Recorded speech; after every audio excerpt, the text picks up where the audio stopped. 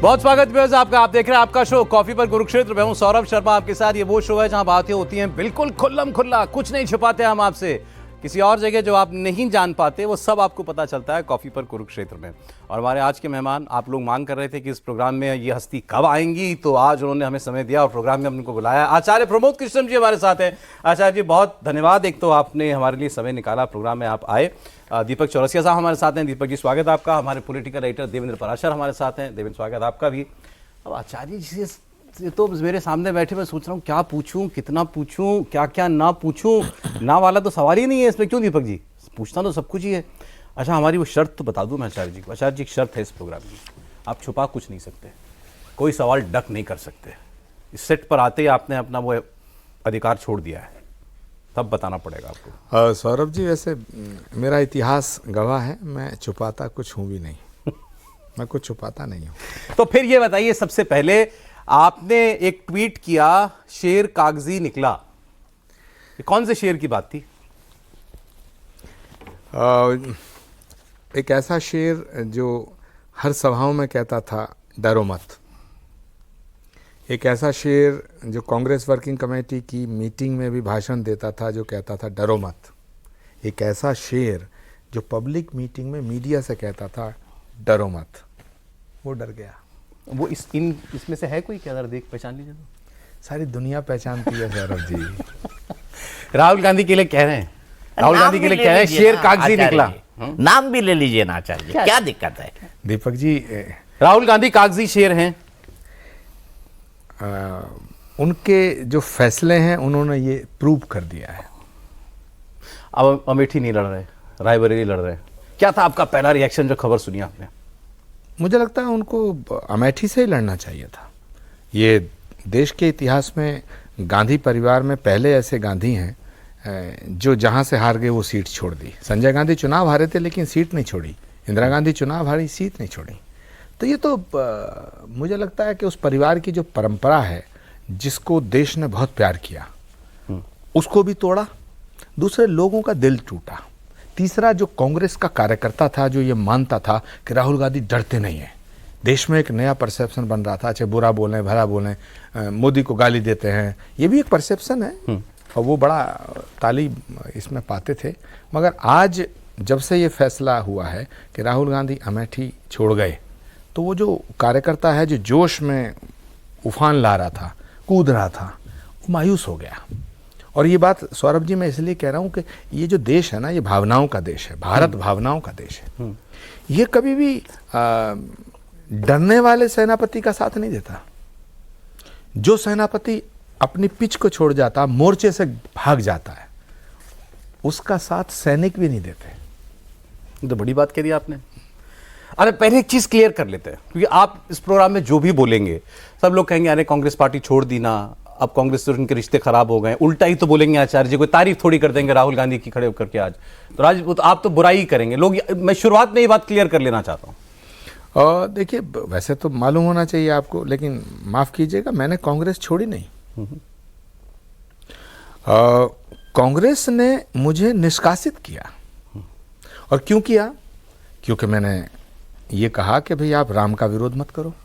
मैंने कहा कि आप भाजपा से लड़ो, भारत से मत लड़ो। और मैंने ये कहा कांग्रेस के वरिष्ठ नेताओं से भी, अकेले अकेले भी कहा। और मैंने उदयपुर चिंतन शिविर जब हुआ तो पॉलिटिकल अफेयर्स कमेटी का मैं मेंबर था।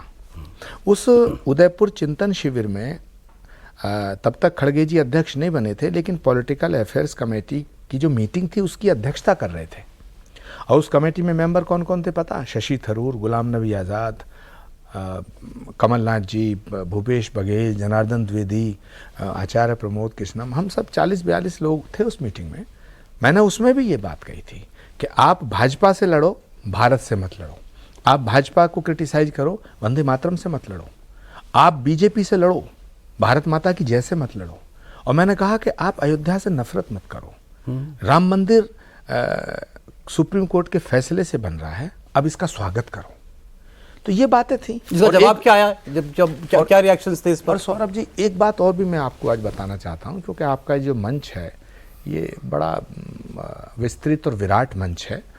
और जैसे अदालत में खड़ा होकर आदमी कहता है कि गीता पे हाथ रख के कसम खाता हूँ, जो कहूँगा सच के सिवा कुछ नहीं कहूँगा, तो वो आपने कसम नहीं दिलाई है, लेकिन एटमॉस्फेयर ऐसा है, वातावरण ऐसा है, क्योंकि यहाँ बैठ के झूठ बोलने से क्या फ़ायदा। सही। और मैं झूठ बोलने वाले को अच्छा राजनीतिक मानता भी नहीं हूँ। मानते होंगे जो मानते हैं, मैं सच के साथ खड़ा हूँ।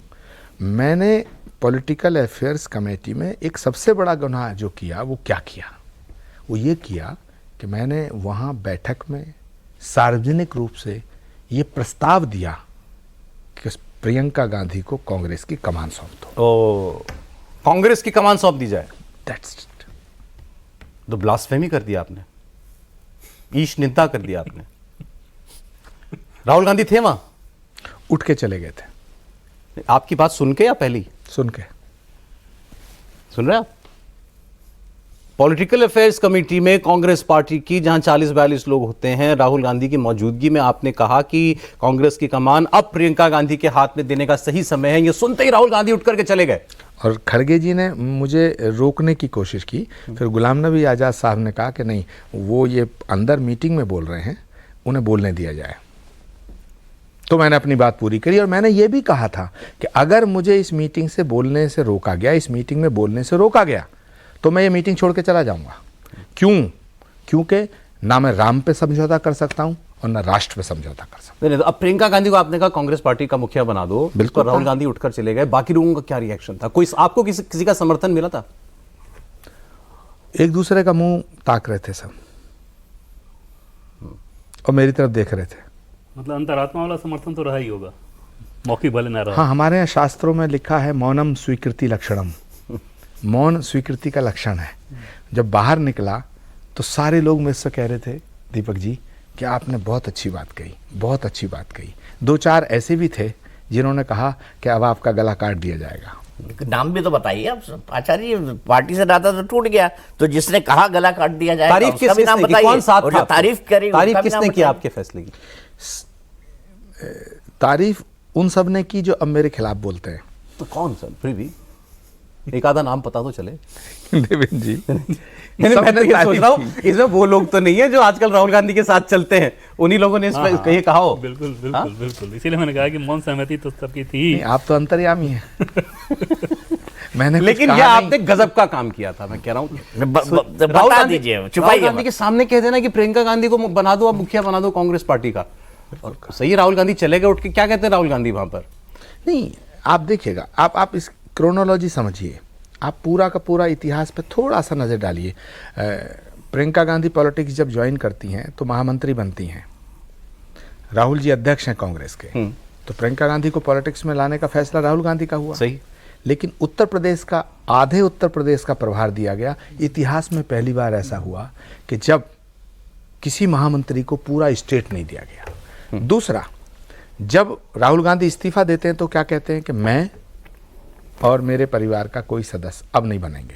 अरे भैया, आप ये कहो मैं छोड़ रहा हूँ, परिवार का नहीं बनेगा, इसका क्या मतलब है? तीसरा, जब ये बात आती है कि भाई कांग्रेस की अध्यक्षता प्रियंका गांधी करें, मैंने इनिशिएटिव लिया, मैंने इसको इनिशिएट किया और सबने लोगों ने मेरा समर्थन भी किया कि हाँ, ये ठीक बात कह रहे हैं। अगर राहुल गांधी अध्यक्ष नहीं बनते तो प्रियंका गांधी को अध्यक्ष बनना चाहिए। लेकिन राहुल गांधी जी ने प्रियंका जी को अध्यक्ष बनने के सारे मार्ग बंद कर दिए। तो प्रियंका का रास्ता राहुल खुद रोक रहे हैं, ये क्लियर है? और कौन रोक रहा है? कांग्रेस में और किसी की हैसियत है इतनी जो प्रियंका गांधी का रास्ता रोक? ये तो खैर आपने बहुत बड़ी बात कह दी थी कि उनको कांग्रेस की कमान सौंप दी जाए। अब वो चुनाव भी नहीं लड़ रही हैं, इसके पीछे भी राहुल आगे गांधी। आइए ना। फिर एक बात उठी कि प्रियंका जी अगर कांग्रेस की अध्यक्ष नहीं बनती हैं, खड़गे जी अध्यक्ष बन चुके थे, उन्हें कार्यकारी अध्यक्ष बना दिया जाए। फिर ये बात आई उन्हें उपाध्यक्ष बना दिया जाए। कुछ नहीं हुआ। अंत में ये हुआ कि जब महासचिव बनाई गई दोबारा और वो लिस्ट जारी हुई, ये रिकॉर्ड पे है, इतिहास देखो ना, ज़्यादा दिनों की बात थोड़ी है, रिकॉर्ड पे है, आप देख लीजिएगा नेट पे। Priyanka Gandhi general secretary without any portfolio, यानी उन्हें कोई काम नहीं दिया गया। तो ये प्रियंका गांधी के बारे में लिखने की हिम्मत किसकी हो सकती है? मुझे नहीं लगता कि कांग्रेस में राहुल जी के बिना इशारे के ये हुआ हो। अब मेरा सवाल ये, क्यों राहुल गांधी अगर प्रियंका गांधी की राजनीति में आने में रोड़ा अटका रहे हैं तो क्यों? लोग तो कहते हैं बहुत क्लोज निट है परिवार, भाई बहन बहुत एक दूसरे का ख्याल रखते हैं। महाभारत में भीष्म पितामह भी कौरवों के साथ थे, विदुर भी कौरवों के साथ थे, दुर्योधन के साथ थे। लेकिन भीतर क्या हाल था? तो ये कौन रोक रहा है प्रियंका गांधी को? कौन प्रियंका गांधी के खिलाफ साजिश कर रहा है? कौन प्रियंका गांधी के भविष्य के साथ खिलवाड़ कर रहा है? इसका जवाब मुझे लगता है कि प्रियंका जी दे सकती हैं या राहुल गांधी खुद दे सकते हैं। आप तो प्रियंका जी के पॉलिटिकल एडवाइजर थे। यही तो मेरी सबसे बड़ी गलती हुई। गलती हुई? क्यों, इसका नुकसान हुआ आपको? अगर मैं प्रियंका गांधी को कांग्रेस की अध्यक्षता सौंपने की बात ना करता तो हो सकता है कि राम मंदिर जाने के अपराध से भी मुझे मुक्त कर दिया जाता। नहीं तो ये आपने इतनी बड़ी बात कही थी, इसके बारे में कभी प्रियंका जी से भी तो बात की होगी आपने। मैं अयोध्या गया, मुझे रोकने की कोशिश हुई। जब मैं राम मंदिर की प्राण प्रतिष्ठा समारोह में विपक्ष का, संपूर्ण विपक्ष का, कांग्रेस पार्टी में अकेला व्यक्ति था, मैंने कहा कि नहीं, राम सबके हैं। मैंने ये भी कहा कि राम मंदिर के प्राण प्रतिष्ठा समारोह के निमंत्रण को ठुकराना नहीं चाहिए, लेकिन ठुकराया गया। क्यों ठुकराया गया? क्योंकि राहुल गांधी जी के आसपास कुछ ऐसी एक कोठरी है या ऐसी चौकड़ी है जिसको मैं चंडाल चौकड़ी भी कह चुका हूँ कई बार। आपने एक सीरियल देखा था ना, विक्रम बेताल? हाँ जी, हाँ जी। उसमें एक बेताल था। कांग्रेस पार्टी के दफ्तर जाओ तो एक दो को नेता को छोड़ दो, उसमें हर कमरे में एक बेताल बैठा है। जब इतने सारे बेताल राहुल गांधी जी के इर्द गिर्द हैं तो फैसले तो ऐसे ही होंगे। नहीं, मैं आपसे ये पूछ रहा था, प्रियंका जी का मन क्या था? पार्टी की कमान मिले उनको, चुनावी राजनीति में वो आए, क्या इच्छा क्या है उनकी? प्रियंका गांधी जी की इच्छा से थोड़ी कांग्रेस चल रही थी। फिर भी थोड़ा सा इसको सौरभ और रिफ्रेश कर दे अगर, कि फैमिली ठीक है कि भाई बहन, आदर्श भाई बहन है, बहुत क्लोज बॉन्डिंग दिखती है, पॉलिटिशियन के तौर पे इतना कुछ प्रियंका गांधी के साथ होता है, क्या अनइजीनेस कभी उनके अंदर नहीं रहा? वो इस बात से अनकंफर्टेबल नहीं होती वो? आपको नहीं लगता कि वो कंफर्टेबल है या अनकंफर्टेबल है? आपको क्या लगता है? राहुल गांधी जी की दूसरी यात्रा हुई, वो एक बार भी नहीं आई। और वो राजनीति में हैं और संसद में ना जाएं। जब राज्यसभा जाने की बात आई, पीछे एक आवाज उठी कि अभी उनको राज्यसभा भेजा जाएगा, तो उनको रोकने के लिए सोनिया जी को राज्यसभा भेजा गया।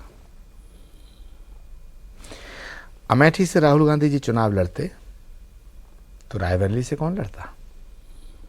प्रियंका लड़ती। एक महीना पहले मैंने बयान दिया था किसी चैनल को, और मैंने तब कहा था कि प्रियंका गांधी चुनाव नहीं लड़ेंगी। तो मुझसे पूछा गया कि आप ये कैसे कह सकते हैं, आपकी कोई बातचीत हुई है? मैंने कहा नहीं, मुझे लगता है राहुल गांधी जी के रहते हुए प्रियंका गांधी चुनाव नहीं लड़ेंगी। तो राहुल गांधी रास्ता रोक रहे हैं प्रियंका का, तो आपकी सारी बातों से तो हमको यही लग रहा है। और कौन रोक रहा? मैं रोक रहा हूँ। बिल्कुल ठीक, तो ये बात हो गई। और प्रियंका जी खुद चुनाव भी लड़ना चाहती हैं, सब करना चाहती हैं। आप सौरभ ये बताओ, क्या कांग्रेस में प्रियंका गांधी का रास्ता मोदी रोक रहे हैं? नरेंद्र मोदी तो नहीं रोक रहे ना। इसका इल्जाम मोदी पे तो नहीं डाला जा सकता। वजह क्या है सर? तो ये समझ में नहीं आ रही ना, क्यों राहुल गांधी को इनसिक्योरिटी है कोई प्रियंका गांधी से कि आएंगी तो मुझे ओवरशैडो कर लेंगी? क्या है ये तो राहुल जी बताएंगे, या उनके जो बेताल हैं उनसे पूछिएगा। और सोनिया जी क्या चाहती हैं, कोई भी आपको अंदाजा हुआ हो? सोनिया जी एक माँ है, माँ क्या चाहती है सबको पता है। माँ को क्या चाहना चाहिए सबको पता है। हिंदुस्तानी माँ है जो बेटे को ज़्यादा प्रेफरेंस देती है। माँ कहीं की भी हो, हिंदुस्तानी हो या कहीं की भी हो, माँ माँ है ना। तो वो बेटे को बढ़ाना चाहती हैं आगे। अगर वो नहीं चाहती तो बेटा बढ़ जाता। अच्छा, अभी कांग्रेस की तरफ स्वामी जी से, आचार्य जी से पूछना चाहिए, कौन सा बेताल है जो सबसे ज्यादा रहता है राहुल जी के ऊपर? कौन सा बेताल, कौन सा बेताल सबसे ज्यादा चिपका हुआ है बताइए, आज खुलासा कर ही दीजिए आप। देखिए, बेतालों की भी एक दुनिया है। अब बेतालों में भी लड़ाई हो रही है कि कौन सा बेताल सबसे ज्यादा ऊपर चढ़े। एक नाम तो लीजिए, मैं ले लेता हूं नाम, फिर आप बता दीजिएगा। जयराम रमेश? तो बेचारे ठीक है, इनके नाम क्या लेने, ये सब। केसी वेणुगोपाल, आप मुझसे क्यों इनके नाम अरे आप नहीं दिलवाना लेंगे तो चाहते कौन लेगा आचार्य जी? आपको ही तो बताना है, आप ही तो सबसे नजदीकी से जानते हैं, आपने तो पूरा इको सिस्टम अंदर से देखा है भाई। हैं? मेरा झगड़ा उनसे नहीं है, मैं बेतालों के सरदार पे बात करना चाहता हूँ। और ये सरदार कौन के है? सरदार बेताल हैं, लेकिन बेताल और ये जितने भी शुक्र शनिचर हैं, ये जो ग्रह हैं, ये इनकी इतनी हिम्मत नहीं हो सकती कि ये प्रियंका गांधी के रास्ते को रोकें। हाँ, तो वो तो साफ कर इसका दिया। मतलब है कि इनके पीछे कोई शक्ति काम कर रही है, और वो शक्ति मुझे नहीं लगता कि कांग्रेस में राहुल गांधी जी के अलावा कहीं और से मिलती है। कांग्रेस के किसी नेता की इतनी हिम्मत नहीं है, किसी नेता का इतना साहस नहीं है कि जो प्रियंका गांधी के नाम के आगे लिख दे general secretary without any portfolio. कोई ऐसा किस वाक्य आपको याद है कि प्रियंका कुछ चाहती हो, राहुल गांधी ने ओवर रूल किया हो? नहीं, ऐसा नहीं होगा। देखिए, मैं उनका बड़ा सम्मान करता हूं और मुझे ऐसा लगता है कि प्रियंका गांधी कांग्रेस में सर्वाधिक लोकप्रिय नेता हैं। उनके साथ इनजस्टिस हुआ है, अन्याय हुआ है, उनके साथ एक कॉन्स्पिरेसी हुई है, पार्टी में भी और परिवार में भी। परिवार में तो 3 ही लोग हैं, क्या कॉन्स्पिरेसी हो सकती थी लोगों में? अयोध्या में जब राम को वनवास हुआ था तो अभी 3 ही लोग थे, कैकेयी, मंथरा और दशरथ। अभी एक लॉजिक बड़ा दिया जा रहा है, उसमें इस से idea को एक आप तो buy खुद करते वो हैं। ही है। केकई, मंथरा और दशरथ, हाँ, तो ये 3 लोग हैं ना। बताइए कौन? केकई, मंथरा और दशरथ। भाई दशरथ हुए जिनकी आज्ञा सबको माननी पड़ेगी, तो सोनिया जी होगी। मैंने दीपक जी की बात का जवाब दिया। इन्होंने कहा सिर्फ 3 लोग हैं, तो क्या 3 लोग में साजिश नहीं हो सकती? मैंने उदाहरण दिया। माँ तो साजिश नहीं करेगी बेटी से। मैं इस पर कुछ नहीं कहना चाहता, मैंने इनकी बात का जवाब दिया कि भगवान राम को जब वनवास हुआ, राजतिलक होने के समय, वहां भी 3 ही लोग थे। तो राहुल गांधी साजिश कर रहे हैं मतलब प्रियंका के साथ? क्यों का जवाब नहीं आ पा रहा है, लेकिन वाई? इनसिक्योरिटी, असुरक्षा की भावना राहुल गांधी के अंदर। नहीं, जवाब तो है, तो दीजिए। आप उसको इग्नोर करना चाहते हैं। नहीं, हम बिल्कुल इग्नोर नहीं करना चाहते। आप थोड़ा सा तो इशारा दीजिए, बताइए। नहीं, आप मुझसे कहलवाना चाहते हैं। जाहिर है। यही तो सौरभ भाई का शो है। नहीं सर, क्यों राहुल गांधी प्रियंका गांधी को ग्रो करने देना नहीं चाह रहे? क्यों उनका रास्ता रोक रहे हैं?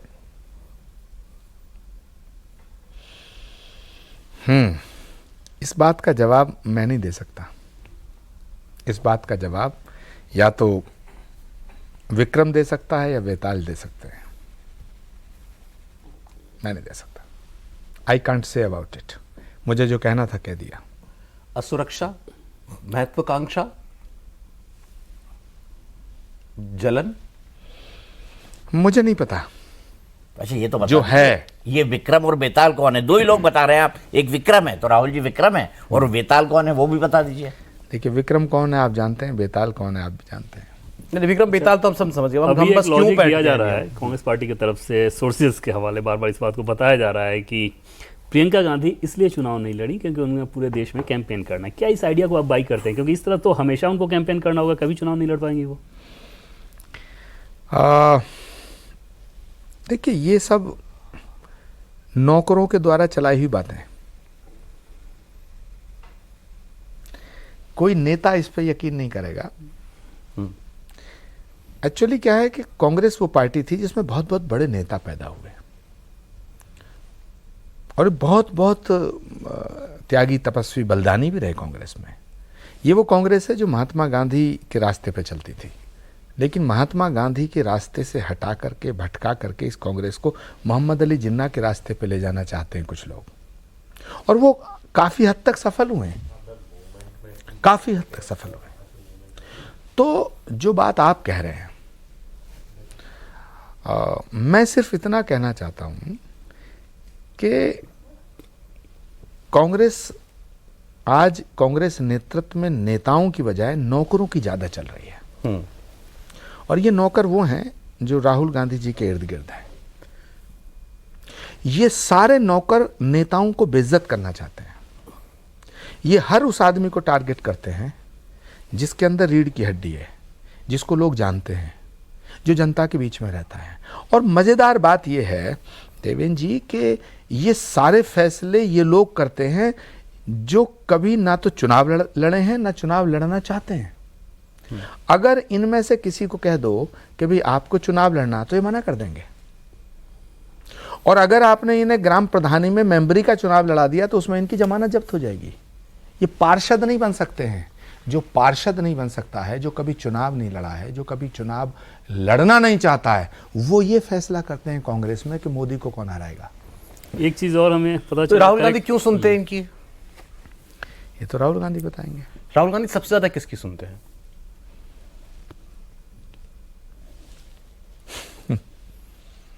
मेरी नहीं सुनते। राहुल एक गांधी चीज और अपने बताएंगे, पर्सनल इधर पता हिसाब से चली, कुछ पता लोगों नहीं की सुनते हैं सही है और गलत। स्वामी जी उसी की तरफ। क्योंकि आपके सोर्सेज तो लगातार अभी भी वहाँ पे एक्टिव होंगे ही होंगे कि प्रियंका और राहुल के बीच पॉलिटिकल जो आर्गुमेंट होता है बहुत हीटेड होता है और प्रियंका डिसएग्री करके उसके बाद चुप रहती है। सही है क्या? मैं इतना जानता हूं कि प्रियंका गांधी एक अच्छी बेटी हैं, एक अच्छी माँ हैं और एक अच्छी बहन है। और भाई के लिए उन्होंने अपना बहुत कुछ कुर्बान कर दिया। वो इस देश की बहुत बड़ी नेता बन सकती थी, लेकिन वो मार्ग अवरुद्ध कर दिया गया। और ये जो रायबरेली से उनके चुनाव न लड़ने का फैसला, ये कोई एकदम नहीं हुआ है, ये पहले से तय था। लेकिन वो कोशिश करती रही होंगी। मैं जानता हूं उनकी आदत को, वो कोशिश करती रही होंगी कि लड़ लें, चुनाव लड़ लें। बिल्कुल पक्का। लेकिन मुझे मालूम है वो देश की संसद में जाना चाहती हैं। ऐसा आप कह रहे हैं तो जाहिर मतलब खुल के उन्होंने इच्छा जाहिर की है। मतलब नहीं, मैं जो कह रहा हूँ, मैंने कहा ना कि मैं जानता हूँ कि वो देश की संसद में जाकर के देश की सेवा करना चाहती हैं। हर कोई चाहता है, कोई भी पॉलिटिशियन चाहेगा, ये तो स्वाभाविक सी बात है। भाई, आपने ये भी कहा भाई के लिए कुर्बान कर दिया उन्होंने। नहीं, और कुर्बानी मांग कौन रहा है? एकलव्य का अंगूठा तो द्रोणाचार्य ने मांगा था ना। और प्रियंका जी कहती हैं राहुल जी मेरे गुरु हैं राजनीतिक।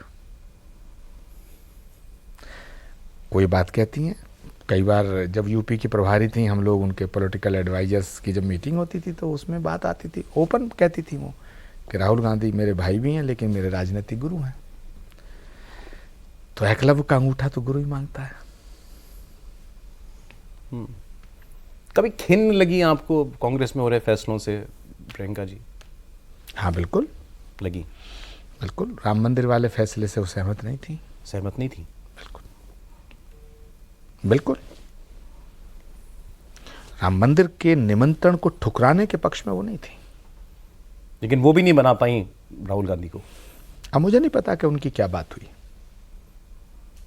ये तो बड़ी बात है, आपने बताया कि प्रियंका गांधी राम मंदिर के प्राण प्रतिष्ठा में कांग्रेस पार्टी ना जाए, उस निमंत्रण को ठुकराए, इसके खिलाफ थी। एकदम खिलाफ थे। ये तो खबर है आज की। ओके, एकदम खिलाफ थे। पर उन्होंने ऊपर किससे बात की, नीचे किससे बात की, दाएं किससे बात की, बाएं किससे बात की, ये मुझे नहीं पता। लेकिन उनका जो विचार था वो ये था कि मंदिर के निमंत्रण को ठुकराना नहीं चाहिए, ये पार्टी को नुकसान देगा। जो बात अभी देवेंद्र भी आपसे पूछ रहे थे कि दोनों के बीच में जब कोई डिस्कशन होता है, किसी फैसले को कोई निर्णय करना है, राहुल गांधी और प्रियंका गांधी के बीच में, वो ओपन डिस्कशन होता है? प्रियंका अपनी से कह पाती हैं, अपनी बात कह पाती हैं, या राहुल जी ने कह दिया? मीटिंग में जब राहुल जी होते हैं तो प्रियंका जी नहीं बोलती हैं ज्यादा। अच्छा, वो नहीं बोलती। मुझे अभी हाल में पता चला, सर पता नहीं सही है या गलत, कि बहुत तीखा आर्गुमेंट हुआ है दोनों के बीच। कभी कभी हो सकता है। और वो प्रियंका एकदम से डिसअपॉइंटेड हैं उस बात को लेके। हाँ, राहुल गांधी जी के जो इर्द गिर्द के ये जो जिनको आप मुझसे जिनके नाम की बार बार ये चाहते हैं कि मैं उनका नाम लूं, उनमें कुछ लोग ऐसे हैं जो प्रियंका गांधी जी को पॉलिटिक्स से बाहर देखना चाहते हैं। वो चाहते हैं कि प्रियंका गांधी पॉलिटिक्स छोड़े, घर में रोटी बनाएं बन के, अच्छा, एक अच्छी बहन का फर्ज निभाएं, बस माँ की सेवा करें। प्रियंका गांधी से जुड़े हुए लोग लगातार उन लोगों के निशान जिनको आप बेताल इनमें से कई लोग हैं बहुत जो आपको लगते हैं जो कांग्रेस चला रहे हैं आज, उनमें से कई लोग हैं जिनको प्रियंका गांधी जी ने ब्लॉक कर दिया था। वो इतना नाराज हुई थी, कुछ फोन पे ब्लॉक कर दिया था। हाँ, ये कुछ फैसलों को लेके इतनी नाराज। ओह, और प्रियंका गांधी से जुड़े हुए लोगों को बहुत टारगेट भी किया जाता होगा उन बेतालों के द्वारा जो आप कह रहे हैं। जैसे एक केस हमें बताया गया कि ज्योतिरादित्य सिंधिया भी शायद इसी कॉन्स्पिरेसी का शिकार हुए थे। एक दो थोड़ी, सारे लोग फहरिस्त है। तो जो प्रियंका के क्लोज हो जाता है वो निशाने पर आ जाता है। ज्योतिरादित्य सिंधिया, जितेंद्र प्रसाद, सचिन पायलट, मेरा राजनीतिक वध भी इसीलिए हुआ। आपको ये नहीं लगा कि प्रियंका जी को आपका स्टैंड लेना चाहिए था, आपके लिए स्टैंड लेना चाहिए था? नहीं, जब आदमी खुद को बचाने में लगा होता तो दूसरों को क्या बचा पाता है। प्रियंका गांधी अपनी पॉलिटिक्स बचा रही हैं। मैं ऐसा मानता हूं कि अगर उनके हाथ में कुछ होता तो वो मुझे जरूर बचाती। प्रियंका गांधी की नहीं चल रही पार्टी में बिल्कुल। अगर उनकी चल रही होती तो बिना गुनाह किए मुझे सजा नहीं मिलती। 6 साल के लिए पार्टी से निष्कासन की जो चिट्ठी जारी हुई, तो चिट्ठी तब जारी हुई जब मैं देश के प्रधानमंत्री से मिलने गया और मैंने प्रधानमंत्री जी को कल्की धाम आने का निमंत्रण दिया। तो पहला विषय था राम मंदिर में जाना, दूसरा विषय था कल्की धाम के निमंत्रण के लिए प्रधानमंत्री जी को आमंत्रित करना। जी। तो प्रियंका गांधी जी को अगर इन दोनों विषयों से शिकायत होती तो मुझसे जरूर कहती। उन्होंने नहीं कहा। ना उन्होंने मुझसे ये कहा कि आप राम मंदिर मत जाइए। मैंने उनसे कहा कि मैं राम मंदिर जाना चाहता हूं, तो उन्होंने कहा नहीं, जरूर जाना चाहिए। अच्छा। कल्की धाम के शिलान्यास के लिए तो कोई बात ही नहीं थी, वो तो कल्की धाम खुद आना चाहती थी। अच्छा जी, समय बहुत कम रह गया, लेकिन 2 विषय दिमाग में मेरे भी चल रहे हैं। एक तो इस सब में आपने इतना बताया कि प्रियंका गांधी के साथ साजिश होती है, परिवार में भी, पार्टी में भी उनका रास्ता रोका जा रहा है। राहुल गांधी के करीबी लोग वो प्रियंका गांधी की पॉलिटिक्स खत्म कर देना चाहते हैं। आपने यहाँ तक कहा कि घर में बैठ के बस ये रोटियां बनाएं, अपनी माँ की सेवा करें और कुछ ना करें। सोनिया गांधी कुछ नहीं, ये नहीं देखती, उनको नहीं दिखाई देता कि इनके साथ अन्याय हो रहा है? 10-15 साल पहले गाना आया था, बेबे देख तेरा मुंडा बिगड़ा जाए। बाबा साइकिल का गाना था शायद। पता नहीं। तो मुंडा बिगड़ गया है और अब बेबे के हाथ में नहीं है, यही बात हुई। मुझे तो ऐसा ही लगता है। आखिरी सवाल, प्रियंका गांधी में ऐसा क्या है जो राहुल गांधी में नहीं है? फिलहाल मैं इस वक्त सिर्फ नरेंद्र मोदी जी को देखता हूं और किसी को नहीं देखता हूं। राहुल की तुलना में प्रियंका? छोड़ आए हम वो गलियां। मोदी को कोई चुनौती नहीं इस चुनाव में? 2029 में भी कोई चुनौती नहीं। 29 में भी कोई चुनौती नहीं। 24 के बाद प्रियंका एक्टिव हो जाए तब भी नहीं? अब मैं कल तक मैं उनके साथ था, आज मैं नरेंद्र मोदी जी के साथ हूं। तो मैं जिसके साथ हूं मैं उस परिधि से बाहर नहीं जाना। कांग्रेस को कोई सलाह, राहुल गांधी को कोई सलाह? उन्हें कोई सलाह दी नहीं जा सकती क्योंकि वो सब सलाह से ऊपर हो चुके हैं। बस प्रार्थना की जा सकती है उनके लिए। क्या भविष्य देखते हैं कांग्रेस का? कि हे परमात्मा इन्हें सद्बुद्धि दे कि ये इतने महान पुरुषों की इस विरासत को इतनी बुरी तरह बर्बाद ना करें। कभी भविष्य आपको दिखता हो कांग्रेस का? राहुल गांधी जी के रहते हुए कांग्रेस का कुछ नहीं हो सकता और राहुल गांधी जी को कोई हटा नहीं सकता। राहुल जी के रहते हुए कांग्रेस को कोई बचा नहीं सकता और राहुल गांधी जी को कांग्रेस से कोई हटा नहीं सकता। मतलब कांग्रेस को कोई बचा नहीं सकता? ये तो आप कह सकते हैं, मैंने जो बात कहनी थी कह दी। नहीं, आचार्य जी की बात सुन के मुझे सिर्फ एक ही बात लग रही है। आचार्य जी आज सचिन तेंदुलकर, विराट कोहली, धोनी, रोहित शर्मा, इन सबको मिला दिया जाए ना, सूर्य कुमार यादव, वैसी बैटिंग की है, उससे बेहतर बैटिंग की है उन्होंने। देखिए आप, और हम कितना तल्लीनता से सुनते रहे। मतलब इच्छा भी नहीं हुई कि इनको ना सुना टोके जाए। और आधा 1 घंटा और सुन सकते हैं। मुझे लग रहा था कि उसकी एक बड़ी वजह ये है ना कि जो बोल रहे हैं आप, राजनीतिक बयानबाजी नहीं है, वो फील निकल रहा है दिल से। जो आपने देखा है, जो झेला है, वो निकल रहा है। मैं आपको सैल्यूट करता हूं कि आपने मेरी भावनाओं को समझा। और आपका शो जब लोग देखेंगे, सारी दुनिया देखेगी इसको, तो वो भी ये समझेंगे कि मैं झूठ नहीं बोलता, ना मैं झूठ बोल रहा हूं। हमारे यहाँ शास्त्रों में कहावत है, प्रत्यक्षम किम प्रमाणम, प्रत्यक्ष को प्रमाण की आवश्यकता नहीं होती है। तो जो मैंने कहा है, ये ज़रूर है कि मुकदमा शुरू होने से पहले गीता पे हाथ रख के शपथ ली जाती है, लेकिन आपने वो शपथ नहीं दिलाई, परंतु जो मैंने कहा है सच कहा है, सच के अलावा कुछ नहीं कहा है। अब एक चीज बताइए, कांग्रेस पार्टी छोड़ने के बाद प्रियंका जी से कभी बात हुई आपकी? मैंने कांग्रेस नहीं छोड़ी, मतलब अच्छा, कांग्रेस ने मुझे निकाला, कांग्रेस से आपके निष्कासन की बात हुई उनसे?